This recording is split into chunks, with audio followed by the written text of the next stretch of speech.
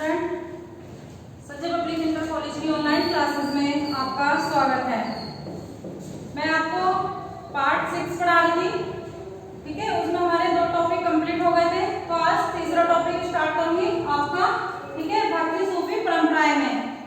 तो आज का हमारा टॉपिक है अमीर, खुसरो और कौल। अमीर, खुसरो और कौल का मतलब है, कौल का मतलब होता है कहावत, ठीक है। कौल का मतलब क्या है? कहावत। इसमें अमीर खुसरो एक महान कवि थे। अमीर खुसरो कौन थे? एक महान कवि थे। उन्हें संगीत का बड़ा ही शौक था, ठीक है। वो कविताएं और संगीत लिखा करते थे, ठीक है। इसे संगीत तथा शेख निजामुद्दीन औलिया के अनुयायी थे। ये कौन थे? निजामुद्दीन औलिया के अनुयायी थे, मतलब उनके संगठन के एक सदस्य थे, ठीक है। उन्होंने कौल मतलब कहावत को अरबी शब्द का एक मतलब रूप दिया है। जो कौल था उसे अरबी शब्द का अर्थ कहा गया है। इसे अरबी शब्द में क्या कहा गया है? कौल को अरबी शब्द में कहावत कहा गया है।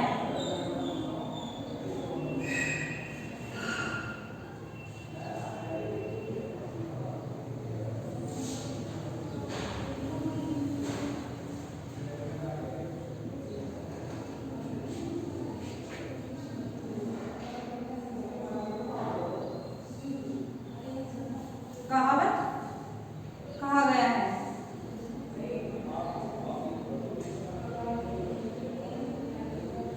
ठीक है। अमीर खुसरो ने कौल को कहावत कहा गया है अरबी शब्द में, ठीक है।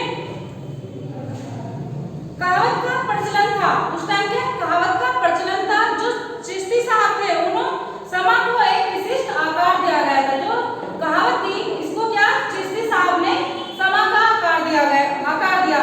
कौल को कव्वाली के रूप में भी कहा गया है। कौल जो था वो क्या कव्वाली भी था, मतलब कव्वाली माने कहानियां या कविताएं, ठीक है।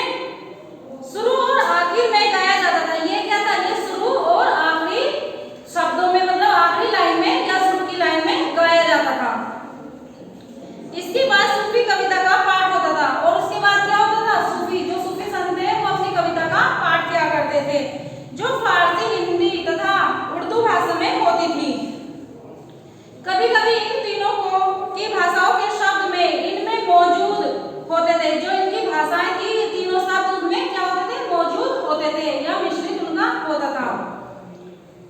शेख निजामुद्दीन औलिया की दरगाह पर गाने वाले जो निजामुद्दीन थे उनकी दरगाह पर इसको कव्वाली के रूप में गाया करते थे या शुरुआत किया करते थे, ठीक है। बीजापुर कर्नाटक के आसपास पास सूफी कविता एक भिन्न विधा अस्तित्व में आई। मतलब जो एक सूफी थी, ये कविताएं थी, एक विभिन्न बातों में सामने आई। इसके अंतर्गत उर्दू का रूप में लिखी गई है। क्या इसके अंतर्गत ये दक्षिण के या उर्दू रूप में लिखी गई है? जो हमारी कौल थी वो क्या जो दक्षिण का था उसमें क्या उर्दू भाषा में लिखी गई थी। इन रचनाओं का गायन घर के जैसे घर में क्या थे, लेडीज चक्की वगैरह पीसती थी ना, तो चक्की पीसते हुए या सूत काटते हुए, मतलब काटती थी ना, धागा वगैरह चरखा चलाते थे, तो उसमें क्या ये उस कहावत का या उस कविता का ये वर्णन करती थी, मतलब गाती थी उस गायन को, ठीक है। चक्की पीसते हुए या सूत काटते हुए ये इनको गाती थी।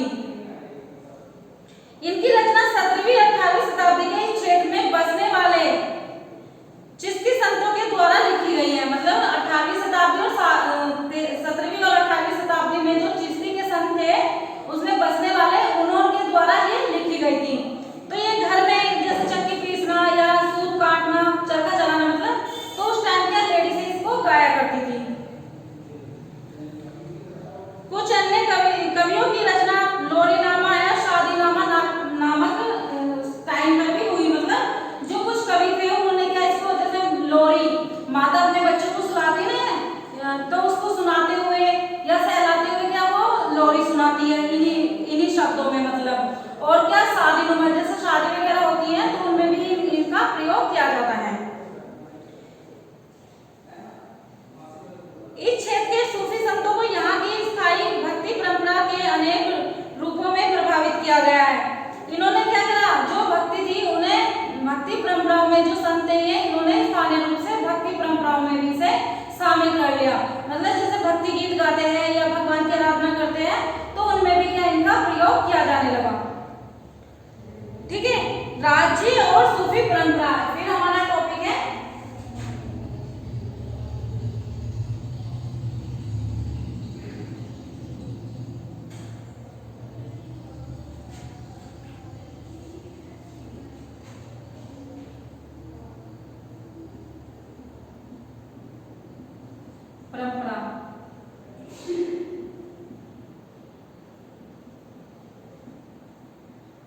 राज्य में सूफी और उनकी परंपराएं संयम और सादगी सिलसिले से चलती आई है।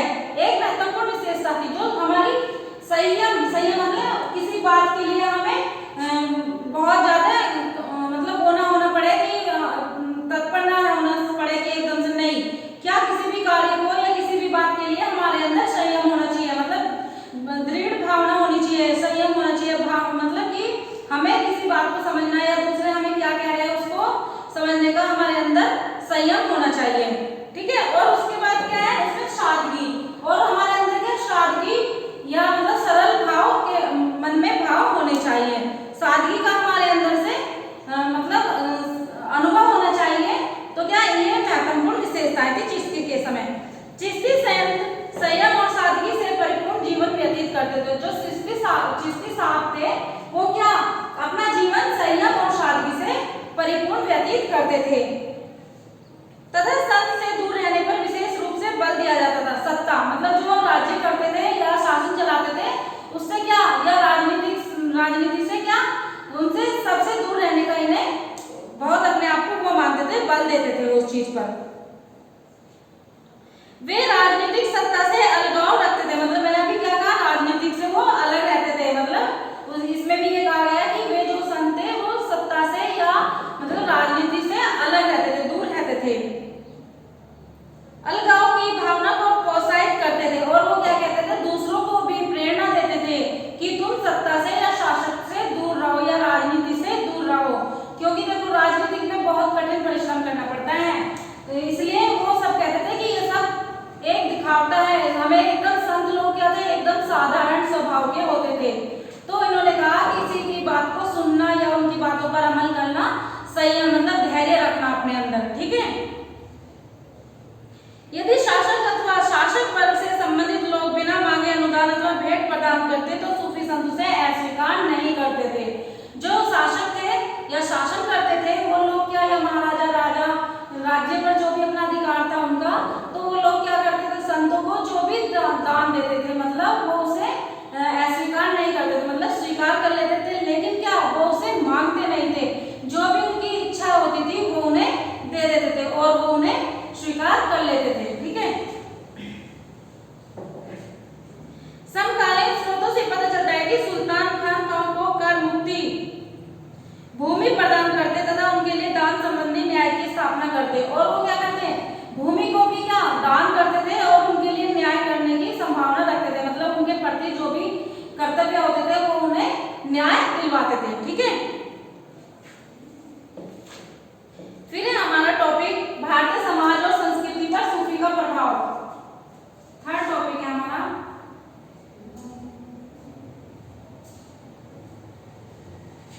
भारतीय समाज और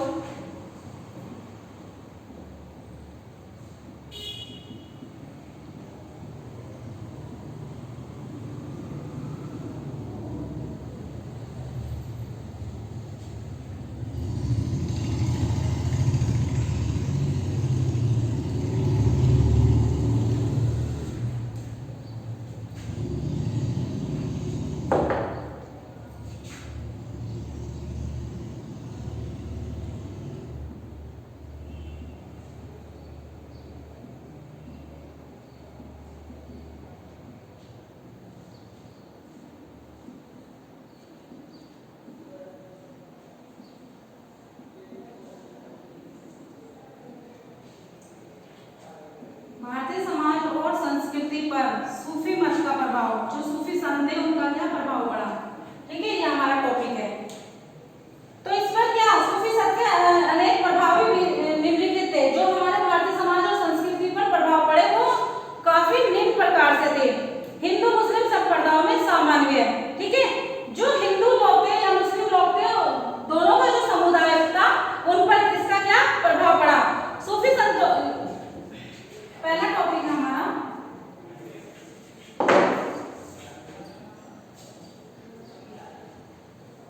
हिंदू मुस्लिम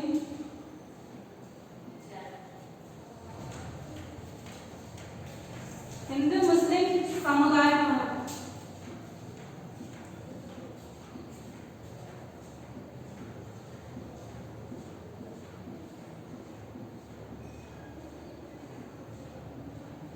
समन्वय।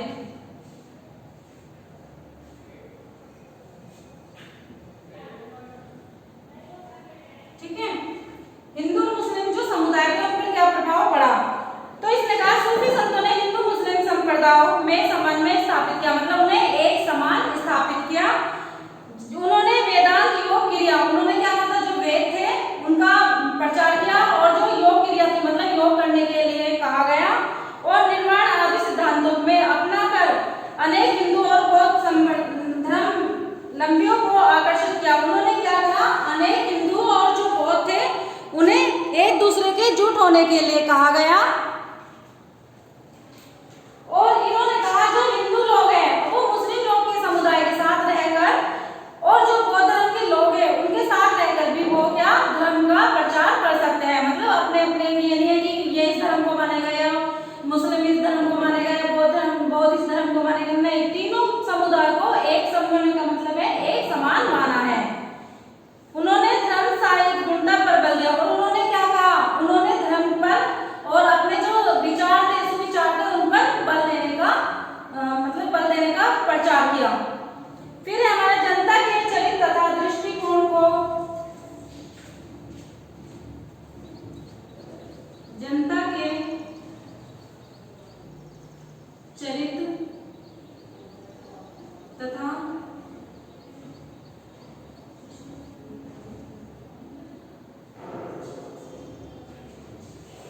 दृष्टिकोण को सुधारने का प्रयास,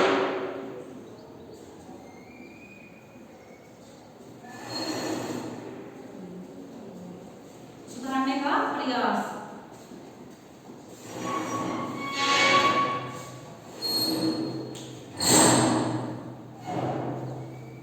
हिंदू मुस्लिम समुदाय का समन्वय हो गया, और फिर हमारे जनता के चरित्र तथा दृष्टिकोण को सुधारने का प्रयास। सूफी संतों के चरित्र तथा उनके दृष्टिकोण को सुधारने का प्रयास किया। उन्होंने समाज सेवा, सद्व्यवहार और क्षमाशीलता, हृदय की शुद्धता आचरण आदि गुणों पर बल दिया। उन्होंने क्या कहा, अपने जो हमारी जनता का चरित्र है, जो हमारे समाज में जो व्यक्ति रहते हैं उनका जो चरित्र चित्रण होता है या उनका दृष्टिकोण जो होता है, मतलब किस दृष्टि से वो एक दूसरे धर्मों को देख रहे हैं, तो उनको सुधारने का उन्होंने प्रयास किया धर्म संतों ने। तो उन्होंने कहा कि यहाँ पर कि हमें अपने जो हम समाज सेवा करते हैं या अपने सद्व्यवहार जो हमारा व्यवहार है दूसरों के प्रति, हमें उसे कैसा रखना चाहिए, या हमें दूसरों के प्रति क्षमा याचना का भी व्यवहार करना चाहिए। ठीक है, और अपना हमें शुद्ध आचरण दूसरों के प्रति रखना चाहिए। तो ये सारी बातें हमारी क्या संतों ने कहा है। संतों ने हमें कहा कि हमें एक दूसरे के सम्मान का आचरण करना चाहिए, और एक दूसरे समाज के जो धर्म है हमें उनको अपनाना चाहिए। ठीक है, या अच्छे व्यवहार, एक दूसरे के प्रति हमें अच्छा व्यवहार करना चाहिए। दूसरा टॉपिक, थर्ड टॉपिक है हमारा जनसाधारण के कल्याण पर बल देना। तीसरा टॉपिक है हमारा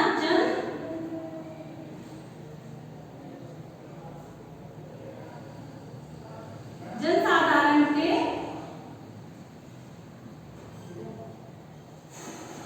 कल्याण पर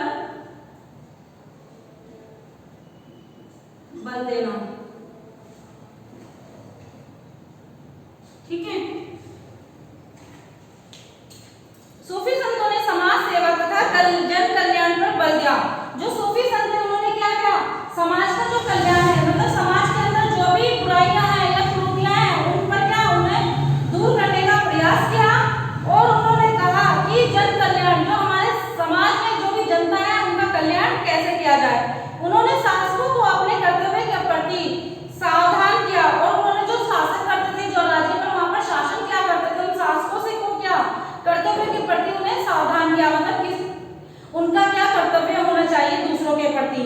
और उन्होंने गरीबी, दुखियों तथा दलितों को सेवा करने का, प्रजा की भलाई करने की प्रेरणा दी। और उन्होंने क्या कहा, जो गरीब लोग थे, जो दुखी लोग थे, उन्होंने क्या कहा, और जो दलित थे, जो दलित लोग थे मतलब निम्न वर्ग के लोग थे, उनको भी क्या कहा उन्होंने, प्रजा की भलाई, उन्होंने कहा जो भी प्रजा मतलब जो जनता है उनकी भलाई के लिए करने की प्रेरणा दी दूसरों को। ठीक है, सूफी संत प्रजा तथा शासकों के बीच की कड़ी थी। जो सूफी संत थे वो क्या थे, प्रजा और जो राजा थे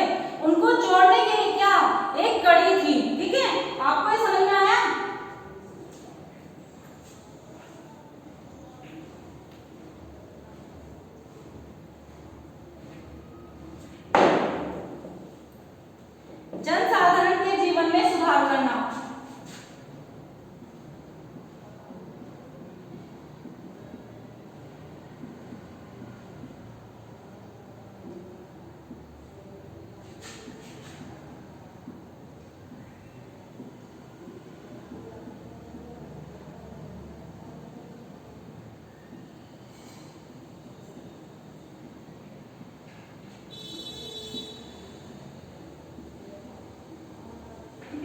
जनसाधारण जो जनसंख्या जो जनता है तो उनके जीवन में कैसे सुधार किया जा सके।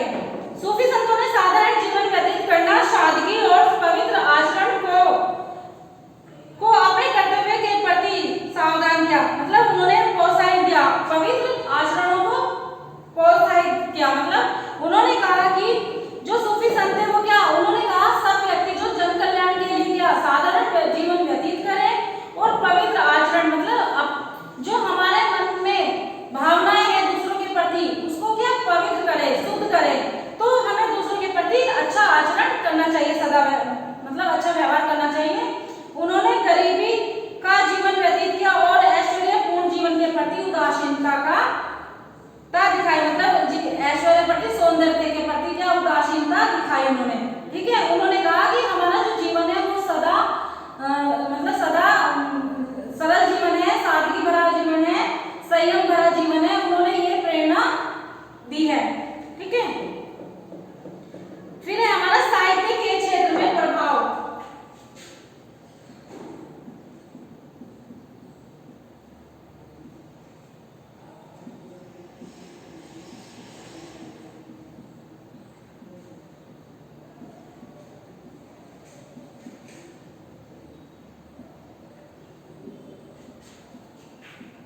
साहित्य के क्षेत्र में प्रभाव।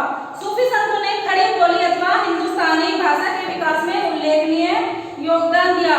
उन्होंने क्या, जो हमारी खड़ी बोली थी, जो हमारी हिंदुस्तानी भाषा के क्या विकास को, मतलब उनको इतना बढ़ाया, आगे चलाया, और उन्होंने पंजाबी, गुजराती आदि क्षेत्रीय भाषाओं के विकास में भी योगदान दिया। जो हमारी पंजाबी भाषा थी, जो क्षेत्रीय मतलब जो क्षेत्र हर क्षेत्र में बोली जाने वाली भाषा थी, उन्हें भी क्या योगदान दिया। ठीक है, जायसी की रचनाओं में वेदांत, मतलब जायसी मलिक जायसी थे, उन्होंने जो वेदांत में वेद में योगता तथा नाथ संप्रदाय से संबंधित विचारों तथा हिंदू देवी देवताओं के का विस्तृत वर्णन किया।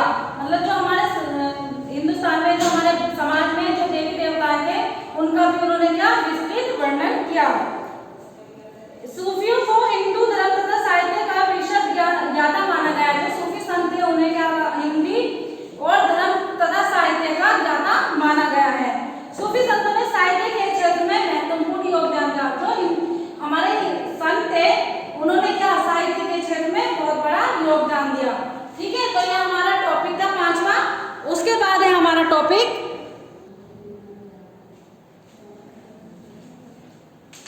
नेक्स्ट टॉपिक है हमारा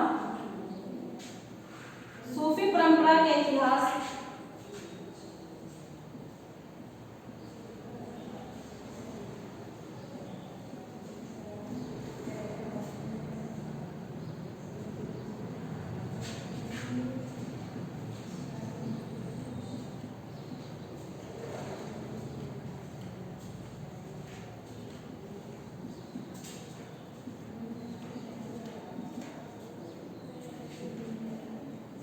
इतिहास के पुनर्निर्माण के लिए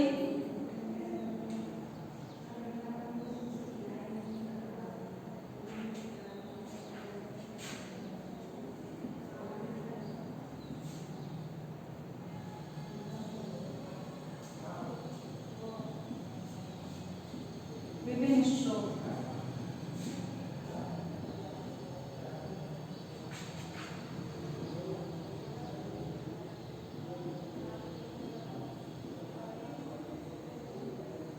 क्या है हमारा सूफी परंपरा के निर्माण के लिए, पुनः निर्माण के लिए, मतलब पुनः माने दोबारा निर्माण के लिए विभिन्न स्रोत। ठीक है, सूफी परंपरा के इतिहास के पुनः निर्माण के लिए सौभाग्यवंश हमें अनेक ग्रंथ उपलब्ध है। इन ग्रंथों की रचना सूफी खानकाओं के आसपास हुई है, जो इस प्रकार है। ठीक है, कशफ उल महजूब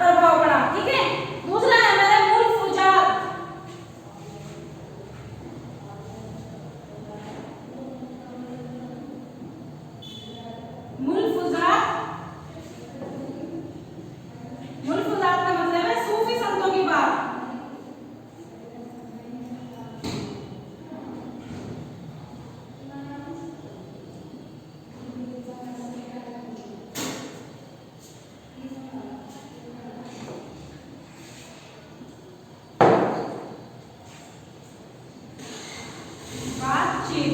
ठीक है,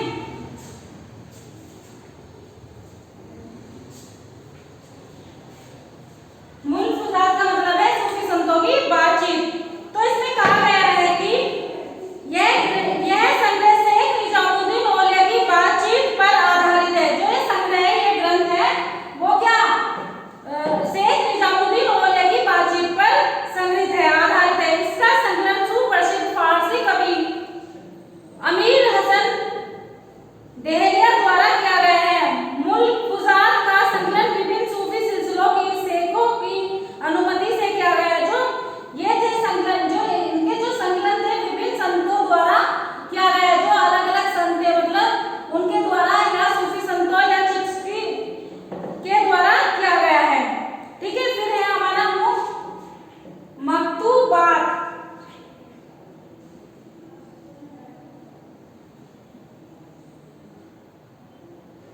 मकतूबात मतलब लिखे हुए पत्रों का संकलन।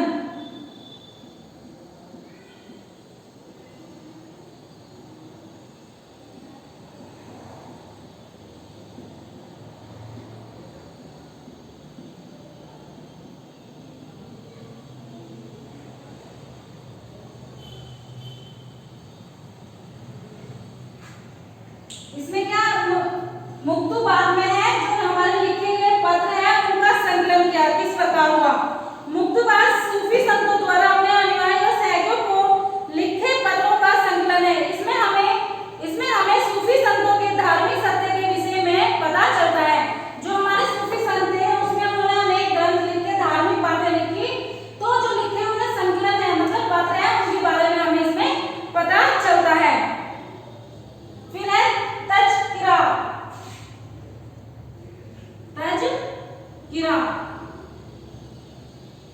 इसमें सूफी संतों के बारे में, जीवन के बारे में पता चला है। इसके सूफी संतों के जीवनियों का स्मरण।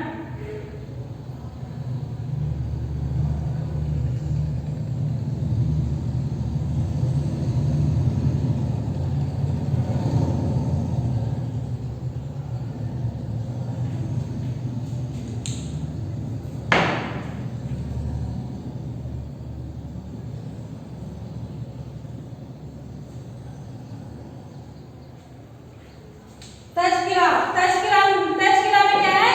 इसमें हमें सूफी संतों के विषय में महत्वपूर्ण जानकारी मिलती है। मीर खुर्जा किरमानी का सियर अल औलिया भारत में लिखा गया है। जो सीरा अल औलिया है वो क्या भारत में लिखा गया पहला सूफी तज़किरा है।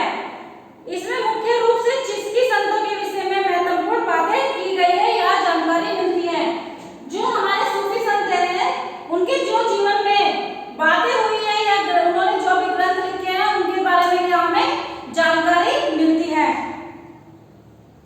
इसमें अखबार उल अख्तियार सर्वाधिक प्रसिद्ध तज़किरा था। जो इसमें सबसे प्रसिद्ध कौन थे? तो अखबार उल अख्तियार।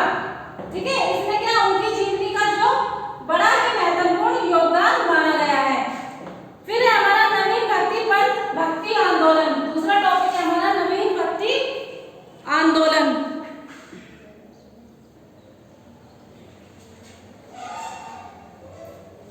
इतना आपको समझ में आया?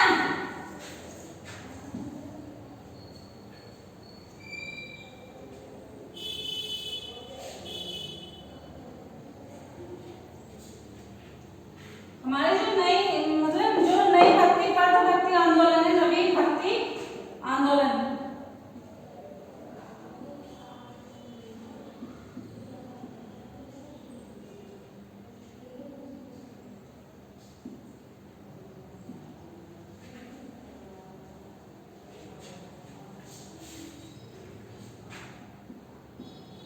भक्ति आंदोलन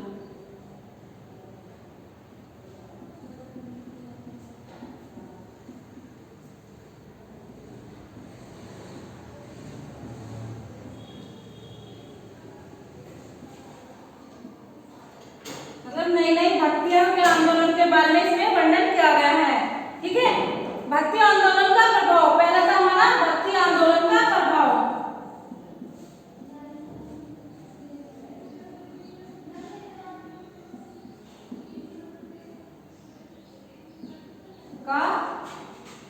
बताओ।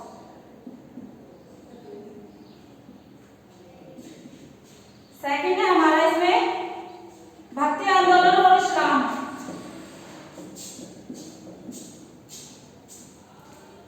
भक्ति आंदोलन और इस्लाम।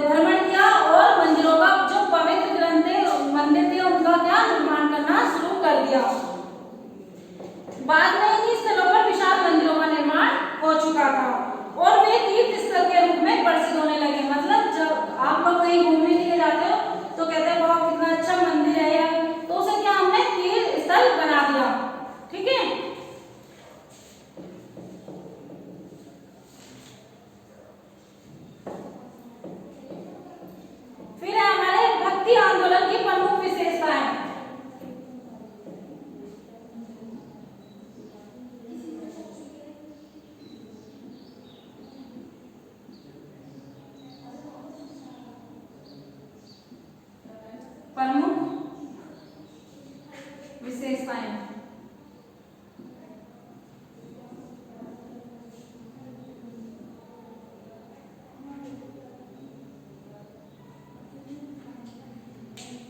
इसमें क्या, ईश्वर की एकता पर बल देना। इसमें भक्ति आंदोलन की प्रमुख विशेषता में क्या कहा है कि जो हमारा ईश्वर है उसकी एकता पर बल देना चाहिए। भक्ति आंदोलन में संतों का विश्वास था कि ईश्वर एक है, जिसे लोग विष्णु, राम, शिव जी, रहीम, अल्लाह आदि विभिन्न नामों से जानते हैं।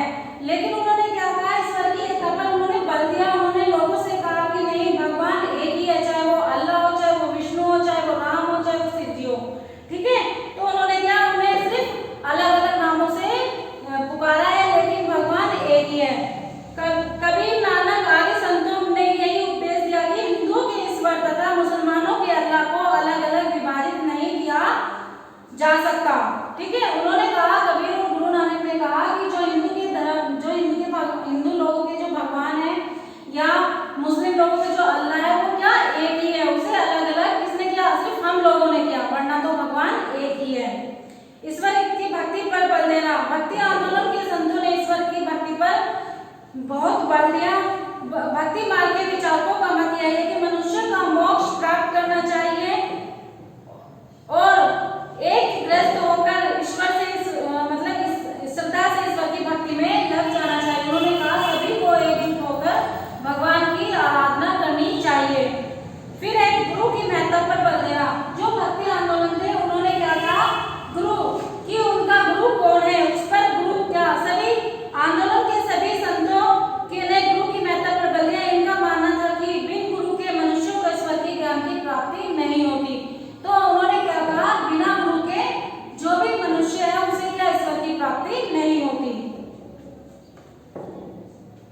फिर पाखंडों तथा आडंबरों का खंडन करना। जो हमारे देश में, जो हमारे आंदोलन, इसमें भक्ति आंदोलन में कहा गया है कि जो भी पाखंडी लोग थे, जो आडंबर मतलब रीति रिवाज को या भ्रष्टाचार को फैला रहे थे, उनको खत्म करने पर विरोध मतलब बल दिया और शुद्ध आचरण एवं विचार को पवित्रता पर बल दिया। मतलब शुद्ध आचरण मतलब सच्चा व्यवहार करना, एक दूसरे के प्रति हीन की भावना को कम करना, मतलब नष्ट करना, उन सब पर उन्होंने क्या बल दिया।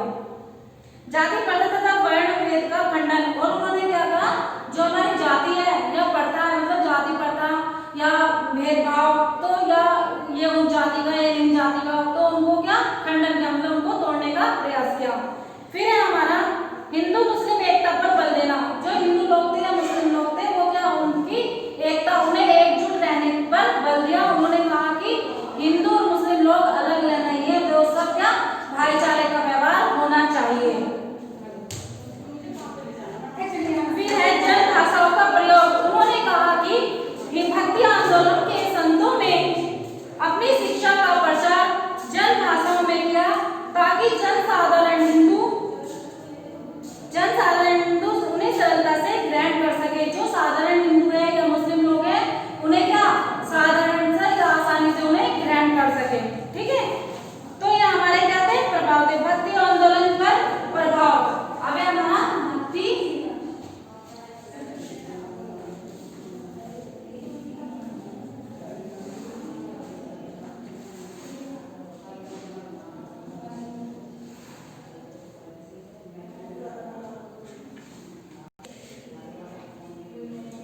फिर है हमारा सातवां पॉइंट भक्ति आंदोलन पर प्रभाव। तो इसमें कहा गया है कि जो भक्ति आंदोलन है उन पर क्या क्या प्रभाव पड़े। इसमें है धार्मिक सहिष्णुता का उदय, मतलब जो धर्म है, धर्म के प्रति हमारी क्या भावनाएं होनी चाहिए। भक्ति आंदोलन के विभिन्न धर्मों एवं संप्रदायों में धार्मिक सहिष्णुता की भावना उत्पन्न की। इस आंदोलन के परिणाम स्वरूप ही हिंदू और मुसलमान अपनी धार्मिक कट्टरता को त्याग कर परस्पर एकजुट होने की भावना पर बल दिया। ठीक है, जो हिंदू थे और जो मुसलमान थे, जो उनके अंदर कट्टरपन था, उनकी भावनाओं को त्यागने पर बल दिया और उन्होंने कहा कि एकजुट होकर रहना सीखो। ठीक है, फिर हमारा सामाजिक समानता। जो हमारे समाज में जो भी है उसे एक समान माना गया है। भक्ति आंदोलन के परिणाम स्वरूप हिंदू समाज में व्याप्त जाति तथा प्रथा जाति का, ऊंच नीच का की भावनाओं का कुटाता घात, मतलब जो हमारी